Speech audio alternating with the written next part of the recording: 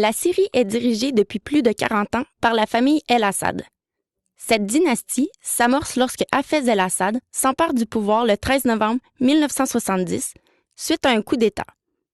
Il renverse alors la direction du Parti socialiste de la résurrection arabe, le Parti Baas, et est officiellement élu président de la Syrie le 12 mars 1971, via un plébiscite national où l'ensemble de la population a eu l'occasion de manifester sa confiance envers ce dernier. Plusieurs qualifient aujourd'hui son régime de fortement autoritaire. La succession présidentielle syrienne était d'abord destinée au fils aîné des El-Assad, Bassel. Toutefois, la mort de ce dernier dans un accident de voiture en janvier 1994 fit de Bachar el-Assad le principal héritier du trône de Damas. Suite à la mort de son père en juin 2000, Bachar el-Assad est élu président de la République le 10 juillet 2000. Si el-Assad est à ce moment dépeint comme un président aux piètres qualités oratoires, son charisme derrière les portes closes, ainsi que l'allure décontractée que les médias lui prêtent, lui permettent de revêtir l'image d'un dirigeant compréhensif à l'écoute des citoyens syriens. Cette image se voit d'ailleurs renforcée alors que, lors de l'année de son entrée en poste, il procède à la libération de prisonniers politiques et affirme vouloir moderniser l'appareil étatique et son économie.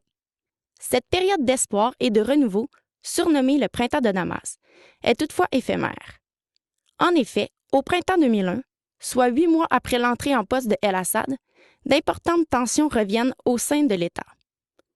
Plusieurs intellectuels syriens se voient censurés. Les forums de discussion ayant émergé du printemps de Damas, permettant les échanges d'idées politiques et culturelles au sein de la population, sont pour la plupart réduits au silence. Selon plusieurs, cette fermeture soudaine du régime syrien est en partie attribuable à la conjoncture internationale. En effet, l'élection d'Ariel Sharon à titre de premier ministre de l'État israélien en 2001, ainsi que la montée du mouvement anti-syrien au Liban, aurait poussé El-Assad à réinstaurer la ligne dure. Ce retour à l'autoritarisme, adjoint aux épisodes du printemps arabe de 2011, engendre d'importants mouvements de contestation au sein même de la Syrie. Alors que les violences se multiplient, bon nombre de spécialistes prédisent la chute du régime El-Assad, comme ce fut le cas en Égypte et en Libye. L'utilisation d'armes chimiques afin de contrecarrer le mouvement protestataire syrien porte ensuite El-Assad au rang de président meurtrier. Alors qu'elle s'indigne d'une telle manœuvre, la communauté internationale se montrera toutefois discrète aux yeux de plusieurs dans ses résolutions, alors qu'aucune intervention armée en sol syrien n'est autorisée par le Conseil de sécurité de l'ONU.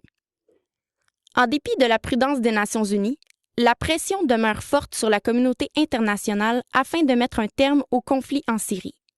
Ainsi, alors que les tensions internes qui s'intensifient au sein de l'État engendrent de nombreuses pertes civiles, plusieurs spécialistes s'interrogent sur la façon dont El-Assad composera avec la menace grandissante d'interventions militaires étrangères visant à régler le conflit syrien.